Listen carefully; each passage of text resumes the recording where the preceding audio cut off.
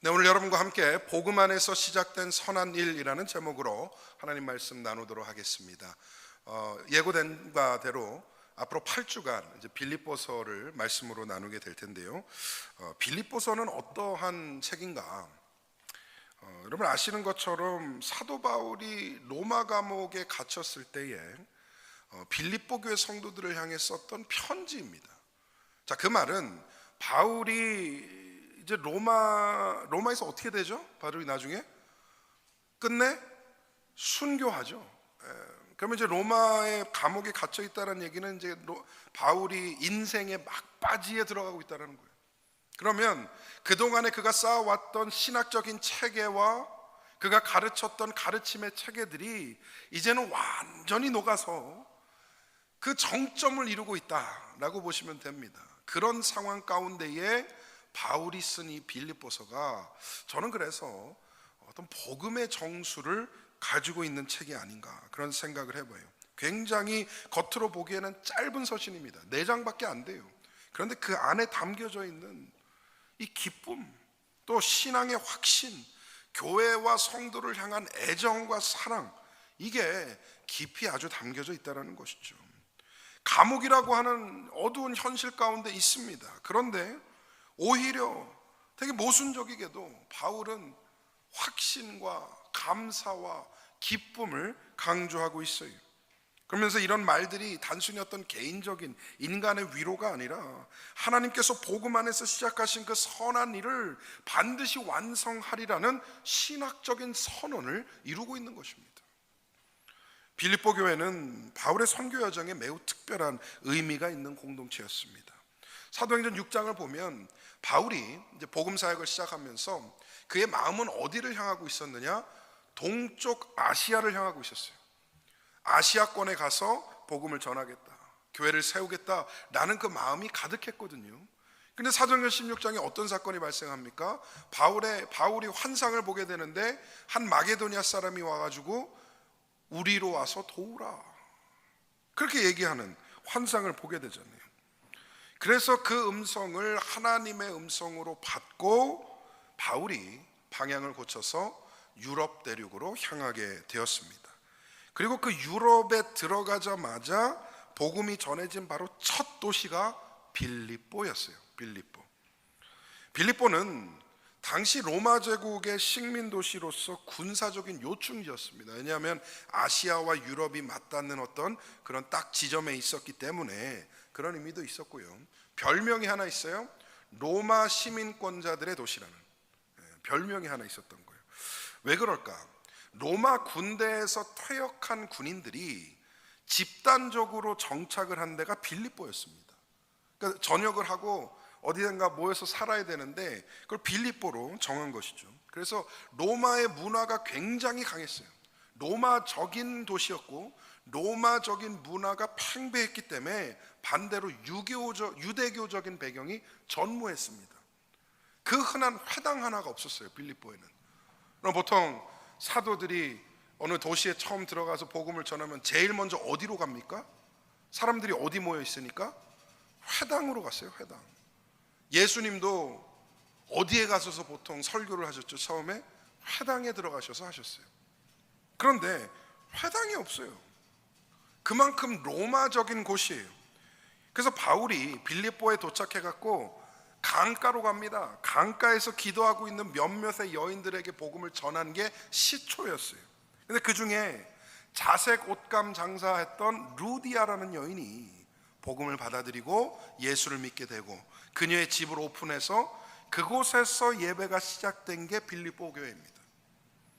또 감옥의 간수와 그의 가족이 복음을 받아들였던 사건이 있었던 곳이 그곳이고요. 그러니까 이런 이방인 중심의 믿음의 토대 위에 세워진 게 빌립보 교회였어요. 로마 제국의 한가운데서 가장 먼저 뿌리 내렸던 그런 교회, 다시 말해 유럽 복음화의 첫 출발점이었던 겁니다. 근데 교회는 작아요. 미약해요. 겉으로 보기에는 이 교회가 다른 교회들에 비하면 예루살렘 같은 거대한 교회에 비하면 좀 초라해 보이는 그런 교회일 수 있습니다. 하지만 바울은 이 교회 안에 시작됐던 하나님의 그 선하신 일, 착한 일, 복음 구원의 역사가 이미 시작된 것을 알았고 그 가운데 반드시 완성되리라는 것을 확신했던 것이죠. 이 빌립보 교회를 향한 애정이 그렇게 컸습니다. 바울이 빌립보서를 이렇게 읽게 되면 바울이 이 교회를 얼마나 사랑했는가가 느껴지기 시작해요. 왜 그러냐 하면요, 여러분 다른 서신들 보면 바울이 호되게 야단치는 장면들이 있어요. 그리고 당신들 그렇게 살면 안 됩니다 라고 강력하게 권면하는 것들이 있고요. 또 왜 그럴까? 심지어 생각해 보니까 예를 들어 갈라디아 교회 같은데 문제가 엄청났습니다. 차마 입에 담을 수 없는 문제들이 일어났어요. 세상 사람들도 저지르지 않는 일들이 교회 안에서 일어났어요. 그러니까 바울이 당연히 꾸짖고 가르치고 바로잡는 일들을 했겠죠. 자, 그러면 반대로 이런 생각을 해봤습니다. 빌립보서에 대한 어떤 꾸짖음이 거의 없는데 그럼 빌립보 교회는 아무 문제가 없었던 교회인가? 저는 그렇게 생각하지 않아요. 빌립보 교회 역시도 이슈가 있었을 겁니다. 문제들이 반드시 있었을 겁니다. 사람이 모였던 공동체이기 때문에 거기라고 잡음이 없겠냐는 거예요. 자, 그런데 왜 바울은 유독 빌립보 교회는 그 어떠한 꾸지람도 하지 않을까? 그러면서 오직 감사를 표현하고 사랑을 표현하고 그렇게 애착을 보여주시는 걸까? 제 생각이에요. 성경은 아닙니다. 빌립보 교회가 그저 예뻤던 거예요. 그저 예쁜 교회였던 거예요. 문제 있죠. 어려움 있죠. 힘든 일도 있습니다. 그런데 사도의 눈에 이 교회가 너무나 아름답고 예뻐 보였던 것이죠. 여러분, 저는 우리 갈보리 사랑교회가 주님의 눈에 그저 예쁜 교회 되기를 축복합니다. 우리 교회 완벽하지 않아요. 우리 교회도 여러 가지 이슈와 문제들이 있을 수 있습니다. 그런데 주님의 눈에 이뻐 보이는 교회, 사랑스러운 교회가 된다면 여러분 그만큼 풍성하고 아름다운 공동체가 또 어디 있을까요? 또 빌립보 교회가 좀 예쁨 받았던 이유가 있었던 것 같아요. 바울이 감옥에 갇혀 있을 때도 그를 잊지 않았습니다. 에바브로디도를 보내서 헌금을 보냈고요, 서포트를 했고요, 바울이 불편하지 않도록 지내도록 보냈다라는 것이요, 끊임없이 기도로 동행했어요. 그래서 바울은 그들을 일컬어서 5절에 복음의 일에 참여한 자들이라고 합니다. 이걸 영어로 보니까 파트너라는 말을 써요. 파트너를 참여한 자들이란 말에 파트너라는 말을 써요. 그러니까 단순히 바울의 사역과 그의 목회를 후원하는 서포터가 아니라 그 일을 함께 감당하고 참여하는 파트너들이다 라고 격상시켜 준 것이죠. 그래서 바울에게 있어서 이 빌립보 교회는 어떤 인간적인 위로를 넘어서 하나님의 복음 안에서 시작하신 그 선한 일을 실제로 이루어 나가는 사역의 파트너들이었다, 동참자들이었다라는 것을 알 수 있습니다. 그래서 바울은 이들 때문에 감옥이라는 현실에서 흔들리지 않았어요. 자신은 갇혀 있을지언정 복음은 결박되지 않는다라는 확신이 있었습니다. 바울은 빌립보 교회의 신앙을 보면서 하나님의 역사가 분명하구나, 하나님께서 반드시 완성하시겠구나라는 신학적인 확신을 얻게 되었습니다. 그리고 그 확신이 단순히 그 당시 빌립보 교회에만 주시는 것이 아니라 오늘 우리에게 주시는 약속인 줄 믿습니다. 하나님이 이 안에 시작하신 선한 일을 반드시 완성하실 것입니다. 우리의 구원 역시도 하나님의 복음 안에서 시작하신 선한 일입니다. 내가 하나님을 찾아온 것이 아니라, 내가 하나님을 찾아간 것이 아니라 하나님이 나를 찾아온 것이죠. 여러분, 예수를 믿어서 올바른 신앙을 고백하는 사람 열의 열은 똑같이 고백할 겁니다. 내가 하나님을 만난 건가요? 하나님이 나를 만나주신 건가요? 어떤 건가요? 전자입니까? 후자입니까? 후자입니다. 내가 하나님을 쫓아가고 추구하고 간구해서 하나님이 나를 만나주신 게 아니더라고요. 하나님이 나를 쫓아오시고 하나님이 나를 추구하시고 하나님이 나를 원하셔서 나를 만나주신 거더라고요. 그렇게 선한 일을 내 안에서 시작하셨습니다. 그리고 단순히 구원한 것에 그치지 아니하시고 하나님은 오늘도 우리를 다지시고 빚으시고 다듬어 가십니다. 때로 우리의 현실이 감옥과 같이 느껴질 때, 어렵다라는 생각이 들 때 하나님은 여전히 그 자리에서도 일하고 계신 줄 믿습니다. 빌립보서는 감옥 속에 쓰인 편지이지만 역설적으로 자유를 얘기하고 확신을 얘기하고 감사를 선포하며 기쁨을 표현하고 있습니다. 오늘 말씀을 통해 다시 한번 우리 가운데 확신이 있기를 소망합니다. 하나님이 우리 안에 시작한 그 선하신 일을 반드시 성취하시고 완성하실 줄 믿습니다. 그리스도 예수의 날에 이르기까지 우리는 그 일을 향해 달려나가야 합니다. 첫 번째로 말씀 가운데 세부적으로 볼 것은 성도는 그리스도 안에서 거룩한 자로 부르심을 받았습니다. 저와 여러분은 그리스도 안에 거룩한 자로 부르심을 받았다는 거예요. 바울이 서신을 시작하면서 이렇게 인사를 먼저 건네요. 1절과 2절 말씀입니다. 한번 띄워주시겠습니까? 1절과 2절 말씀 한번 같이 읽어볼까요? 시작. 그리스도 예수의 종 바울과 디모데는 그리스도 예수 안에서 빌립보에 사는 모든 성도와 또한 감독들과 집사들에게 편지하노니 하나님 우리 아버지와 주 예수 그리스도로부터 은혜와 평강이 너희에게 있을지어다. 아멘.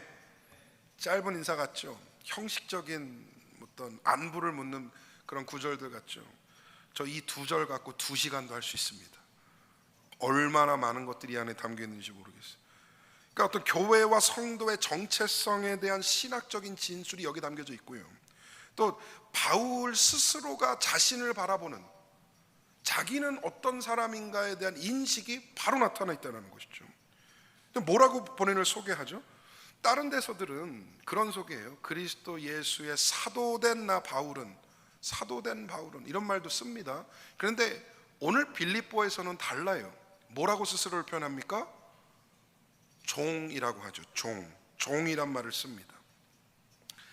감옥에 갇혀 있는 현실 속에서도 그는 자신을 억울한 죄수로 바라보지 않았어요. 이제 감옥에 왔으니 끝났구나. 내 일은 다 끝났고 나는 여기서 이제 죽을 날을 기다리면 되겠구나 라고 여기지 않았다라는 겁니다. 분명한 정체성이 아직도 있었어요. 하나님의 주권 아래에 있는 자기는 종, 여기서 쓴 헬라어가 둘로스입니다. 많이 들어보셨죠? 둘로스라는 말, 종이라는 말이잖아요. 번역을 그렇게 합니다. 비록 감옥에 있지만 여전히 나는 주의 종이다라는 사실에는 변함이 없다라는 것을 스스로 밝히고 있는 것이에요. 근데 여러분 여기서 한 짚고 넘어갈 말이 있습니다. 종이라고 번역을 하는데 사실 둘로스라는 말의 명확한 의미는 뭔지 아세요? 노예예요. 노예. 영어로 slave입니다. 그러니까 우리가 영어로 servant 그러면은 종 그러면 뭔가 약간 그 한 단계 위 같잖아요, 그죠? 그냥 이렇게 제가 주인의 일을 뒷바라지하고 주인을 케어하고 시키는 일 잘하고, 그게 어떤 종의 생각이라면 여러분 바울은 자신을 그렇게 바라보지 않았어요. 그가 스스로 내가 주님의 둘로스다 라고 표현한 거는요, 나는 주님께 속한 노예다라고 표현한 거예요. 노예는 뭡니까? 자기의 생명을 주장할 수 없어요. 죽어도 되는 존재예요. 그 생명의 가치와 존재의 목적이 오직 주인에게 있는 겁니다. 그래서 바울은 그 당시 로마 문화권 안에 이 둘로스라는 단어가 갖고 있는 의미를 정확히 알고 그 말로 자기를 표현했어요. 나 예수님 위해서 죽어도 되는 노예요. 나 복음을 위해서라면 어디든 갈 수 있고 무엇이든 할 수 있는 노예와 같은 사람이요. 누구보다도 자유로웠고 누구보다도 잘 교육받았고 누구보다도 엘리트 배경에서 자라온 그가 자신이 가지고 있는 자유의 끝에서 한 행위가 뭐냐? 그 자유를 스스로 속박하고 스스로 노예가 된 겁니다. 복음의 노예, 예수 그리스도의 노예. 여러분은 주님의 노예가 될 수 있습니까? 종이라는 어떤 따뜻한 말로 포장하고 있는 것 아닌가? 우리가 주님 위에 목숨 걸고 주님 위에 살아갈 수 있는 주님의 둘로스들 다 되시기를 간절히 축복합니다. 그 다음에 바울이 편지의 수신자를 그리스도 예수 안에 빌립보에 사는 모든 성도들이라고 부르고 있어요. 성도라는 말을 쓰는데 무슨 뜻일까? 성도. 영어로 성경에 보니까 saint라고 그래요. 여러분 saint란 말 들어보셨어요? saint. 혹시 카톨릭 배경이 좀 있으신 분들, 천주교를 다녀보신 분들은 보통 세례를 받으면 뭘 주죠? 세례명을 주죠. 세례명. 근데 그 세례명이 대부분 세인트들, 성인들의 이름들을 보통 씁니다. 그래서 세인트라고 하면 뭔가 특별한 사람, 큰 업적을 남긴 사람, 복음을 위해서 뭐 순교한 사람 이렇게 생각을 하잖아요. 아니면 도덕적으로 완전하고 남들보다는 뛰어난 그런 사람이다라 생각하는데, 여러분 여기서 쓰여진 성도라는 말은 그런 것과는 상관이 없어요. 여기서 쓴 말 Holy One, Saint라는 말은 구별된 자란 뜻이에요. 구별된 자. 그럼 여러분 거룩하다라는 말의 어원의 뜻이 뭡니까? 구별되었다라는 거잖아요. 그러면 그 거룩한 자, 거룩한 성도는 구별됨을 받아서 이제 어디에 속한 사람들이라는 거예요? 하나님께 속한 사람들. 세상으로부터 구별되어서 하나님께 속한, 하나님의 소유로 구별된 사람들을 성도라고 부르는 것입니다. 여러분은 성도입니다. 여러분은 구별된 존재입니다. 여러분은 세상에 속한 사람들이 아니에요. 하나님께 속한 그런 거룩한 존재인 줄 믿습니다. 근데 주목할 점은 이 표현 앞에 그리스도 예수 안에서라는 말이 먼저 들어와 있어요. 그러니까 우리의 거룩함은 그리스도 안에 있을 때만 가능한 것이다. 이걸 강조하고 있는 거죠. 그리스도 안에 연합이 되어 있는 상태에서만 가능한 것이다. 그래서 왜 기독교가 그렇게 편협적이냐? 기독교는 왜 한 가지밖에 모르냐? 왜 니네는 맨날 그거 한 가지만 주장하냐? 이것 때문에 그래요. 이것 때문에. 예수 안에 있어야 거룩한 것이고요, 예수 안에 있어야 구별된 것이더라고요. 예수 밖에 있으면 성도 아닙니다. 예수 밖에 있으면 거룩하지 않습니다. 왜? 그 거룩이 어디서부터 오기 때문에? 예수님으로부터 오기 때문에. 주님과의 연합 속에서만 주어지는 그 은혜, 성도, 구별된 존재가 되시기를 축복합니다. 빌립보 교회는 또한 이 바울이 빌립보 교회를 향해서 얘기를 하는데, 빌립보 교회는 굉장히 주변 문화에 세속적이고 우상 숭배가 만연했어요. 로마 문화에 살다 보니까. 근데 그 안에서 그리스도 안에 부르심을 받은 사람들이, 그러니까 로마라고 하는 큰 그릇 안에 예수 그리스도 안, in Christ. 여러분 신약의 가장 큰 키워드 중에 하나가 en Cristo, in Christ예요. 예, 그리스도 안에. 그리스도 안이라고 하는 그 작은 구별된 그릇에 담겨져 있는 것이죠. 그러면서 그리스도 안에 부르심을 받은 거룩한 자들로 살아간다는 것. 여러분 이게 저와 여러분도 동일하게 적용됩니다. 세상 속에 살지만 세상에 속하지 않은 존재. In the world but not belonging to the world. 이게 중요해요, 여러분. 세상에 살지만 세상에 속하지 않은 존재여야 합니다. 바울이 또 그 인사 가운데 감독들과 집사들을 함께 언급하고 있어요. 영어로는 overseer와 deacon이라고 그러는데, 여러분 신약 성경 중 유일하게 서신의 인사말에 교회 직분자들이 언급된 건 처음이자 마지막입니다. 여기가. 그래서 바울이 좀 특별하게 생각했던 것 같아요, 이 직분자들을. 왜 그럴까? 빌립보 교회가 이제 단순히 성도들이 모여 예배드리는 그런 영적 공동체를 넘어서 이미 조직과 질서를 갖춘 교회가 되었다는 것을 시사합니다. 그리고 이 안에서 이 직분자들이 얼마만큼 잘 섬기고 이 직분자들이 기능들을 잘 감당했는지가 드러나는 것이죠. 우리 교회도 이제 연말에 공천을 하려고 합니다. 그래서 임직을 준비를 하는데, 그래서 이제 공천위원회가 구성이 돼서 열심히 모이고 있어요. 내년 1월쯤 우리가 공동회를 통해서 투표를 하고, 그리고 내년 2월 우리 교회 설립 3주년 때 임직을 하려고 합니다. 여러분 직분을 세운다라는 게 어떤 의미일까? 그리고 그 직분을 받은 존재는 또 교회에는 어떤 의미가 되는 걸까? 저는 이번 임직이 우리 교회의 진정한 성장과 부흥의 토대가 될 거라 믿습니다. 위에서 기도해 주시고 우리 공천위원들 지혜롭게 잘 일 감당할 수 있도록 꼭 관심과 기도 부탁드리겠습니다. 빌립보 교회는 이미 갖춰졌어요. 이 조직이, 질서가 이미 갖춰진 거예요. 그러면서 그들 안에 시작하신 그 선한 일이 교회가 세워지고 구조를 이루기까지 계속해서 자라나고 있음을 증거하고 있습니다. 그래서 바울이 이렇게 축복하는 거예요. 마지막에 그 하나님 우리 아버지와 주 예수 그리스도로부터 은혜와 평강이 너에게 있을지어다. 아멘. 이 인사말은 여러분 단순한 인사 이상이에요. 이거는 신학적인 선언입니다. 은혜, 카리스라고 하는 말, 그리고 평강, 에이레네라고 하는 이 말, 참고로 제 이름이 평강입니다. 그래서 저는 이 단어를 누구보다 잘 알아요.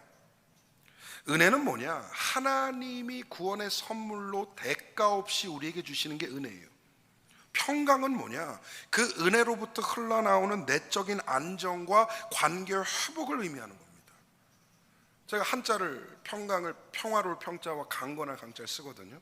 그거는 한문 성경에도 똑같이 되어 있는 겁니다. 그럼 그 말은 뭐예요? 평화로움이 어디서부터 온다는 거죠? 강건함으로부터 온다는 거예요. 그냥 평화로우면 불안해요. 강건해야 불안하지 않은 겁니다. 그런 은혜, 그런 내적인 안정이 하나님이 부어주신 은혜로부터 흘러나온다.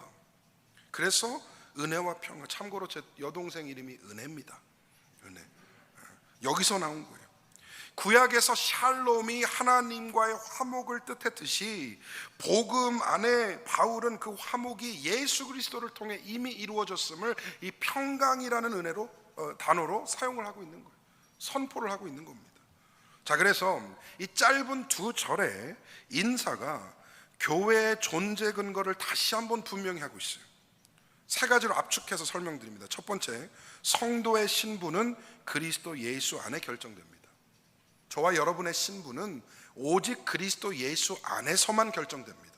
예수 밖으로 나가면 아무것도 아니에요. 두 번째, 그 부르심은 거룩함으로 나타납니다. 구별됨, 하나님께 속한 존재로서 나타난다는 것이죠. 그리고 그 모든 것이 은혜와 평강으로 유지됩니다. 이게 지금 이 두 절 안에 담겨 있는 신학적인 의미예요. 여러분, 하나님께서 복음 안에서 선한 일을 시작하셨습니다. 여러분의 인생 안에, 여러분의 가정 안에, 그리고 여러분의 교회 안에 시작하셨습니다. 먼저 우리를 부르셨고 그리스도 안에 구별해 주셨어요. 우리의 신앙은 내가 시작한 일이 아니라 하나님이 시작하신 일입니다. 그래서 바울의 고백과 같이 너희 속에 착한 일을 시작하신 이가 이루실 줄 확신하노라. 이 고백이 저와 여러분 가운데 있기를 간절히 소망합니다. 두 번째로, 복음의 동역자는 하나님이 이루실 선한 일을 확신합니다. 3절부터 이 거룩한 부르심을 받은 성도들을 향한 바울의 감사와 확신이 잘 이어지고 있어요. 근데 참 이 교회를 사랑했나 봐요. 그러면서 그의 어떤 애정이 참 느껴집니다. 단순히 고맙다, 감사하다라고 얘기 안 해요. 너희를 생각할 때마다 항상 기쁨으로 이런 표현들을 덧붙이고 있습니다. 바울이 비록 감옥에 갇혀 있었지만 그의 마음은 자유로웠어요. 그의 현실은 고난이었지만 이 복음 안에서 세워졌던 빌립보라는 공동체가 믿음과 사랑으로 커가고 있다는 것을 보니까 너무 기쁘고 확신했던 것이죠. 그러면서 5절이 말씀합니다. 너희가 첫날부터 이제까지 복음에서 함께 참여하고 있기 때문이라. 여러분, 여기서 참여하다라는 말 원어로 코이노니아입니다. 여러분 들어보셨죠? 코이노니아라는 말. 보통 공동체를 얘기할 때 코이노니아라는 말을 써요. 근데 바울이 그 단어를 동사 형태로 여기서 쓰고 있습니다. 그래서 복음에 참여한다라는 말은 뭔가? 그냥 모여서 교제하고 일을 함께 한다는 것을 넘어서요. 공동의 참여, 사역의 동참, 목적을 함께 이루는 연합, 이 코이노니아적인 사역을 바울은 복음에 참여했다라고 말하고 있는 것이죠. 그래서 이 감사가 참 너희들에게 고맙다라고 하는 얘기가 인간적인 어떤 의리나 우정에서 나오는 게 아니라요, 복음 안에서 실제적으로 동참했던 신앙의 연합이 있기 때문이에요. 신앙의 연합 때문입니다. 여러분, 저와 여러분이 동참하는 동역자가 되기를 축복합니다. 목사가 목회를 하고 목사가 목양을 하고 목사님 하면 제가 잘 서포트할게요, 도울게요. 주님은 우리를 서포터로 부르지 않으셨어요. 주님은 우리를 파트너로 부르셨습니다. 저도 여러분이 제 서포터가 아니라 파트너가 되어주시기를 부탁합니다. 그리고 여러분의 삶 가운데 이 목사라는 존재가 서포터가 아니라 파트너가 되기를 간절히 바랍니다. 그렇게 함께 코이노니아를 이루어갈 때 복음의 역사가 완성되는 것이죠. 자, 그래서 6절이 말씀합니다. 너희 속에 착한 일을 시작하신 이가 그리스도 예수의 날까지 이루실 줄을 우리는 확신하노라. 확신하노라. 착한 일. 내가 만약에 번역을 했다면 나는 선한 일이라고 썼을 것 같아요. good work거든요. 영어로 good work. 근데 왜 그 당시 번역할 때 착한 일이라고 했을까? 근데 저는 그 안에도 깊은 의미가 있다 생각해요. 여러분, 여기서 말하는 착한 일이 뭘까요? 도덕적이고 인간적으로 옳은 것들, 온전한 모습들, 그런 걸 얘기하는 걸까요? 여기서 말하는 착한 일은 딱 한 가지입니다. 그게 뭐예요? 복음을 통해 주신 구원의 역사. 할렐루야. 구원보다 선하고 착한 일이 있습니까? 여러분, 이 역사상, 인류의 역사상 죄로부터 용서받고 구원이라고 하는 이보다 더 착한 일이 있냐고요. 더 선한 일이 있냐고요. 그래서 여기서는 착한 일이라고 표현을 하면서 예수님을 통해서 우리에게 주신 구원의 역사를 가리키고 있습니다. 구원을 시작하셨고 또 동시에 그 구원을 이루신다라고 말씀해요. 시작하다와 이루다라는 이 두 가지 동사가 강조하고 있는 게 뭐냐? 둘 다 하나님의 주권에 달려있다는 것. 그 주도권이 하나님께 있다는 것. 구원은 인간이 시작한 프로젝트가 아닙니다. 구원은 하나님이 시작하시고 완성하시는 작품인 줄 믿습니다. 이 확신의 근거가 인간의 성실함에 있지 않아요. 하나님의 성실하심에 있습니다. 왜냐? 하나님은 결코 시작만 하고 끝내지 아니하시는 분이 아니기 때문이죠.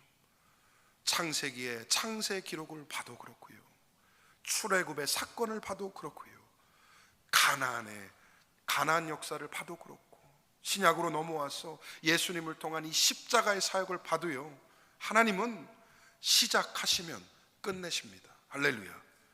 시작하시면 반드시 완성하시는 그 하나님의 신실하심을 믿기 때문에 바울은 빌립보 교회 안에 시작됐던 그 착한 일이 반드시 이루어질 거라 확신했던 것이죠.